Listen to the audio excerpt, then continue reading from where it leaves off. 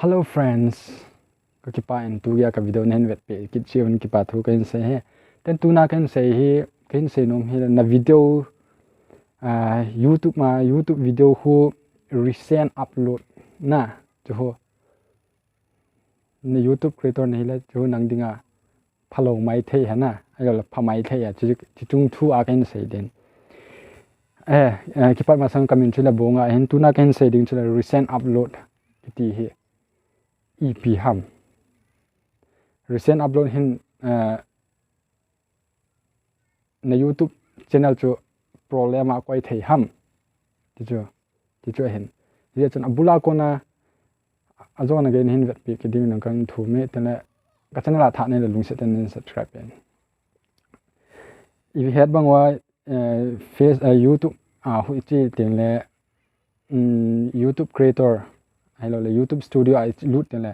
na video ho a cho recent upload chla ya screen na kan pen tabanga he ho in vida ham ti le na video a viral go ji ana na video chu view tam ji a hello na video chu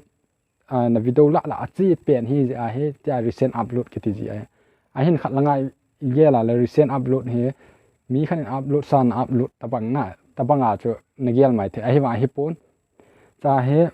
recent upload hin na channel a video chu phati cha min a hin vet na ai lo chi video wa kona chu min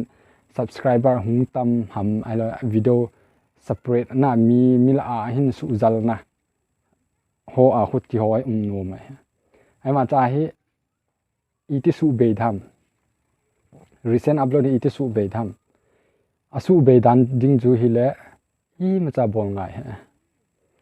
na video chu ti a chu achi pe na chu chi sen lang achi ji a chu umai hin ti chu na video chu min a hin vet hlom a hung hlom a ve hlom che te la hung hlom min tin chong hi lo dai na ti chu kain se no je chon cha he ana bo hi wen la i ma cha hi pon a long le na channel chu im cha problem lo de chu kain se no ka ki pa abula kon hin vet pe jen channel subscribe lo ni la lu set and subscribe pen bye.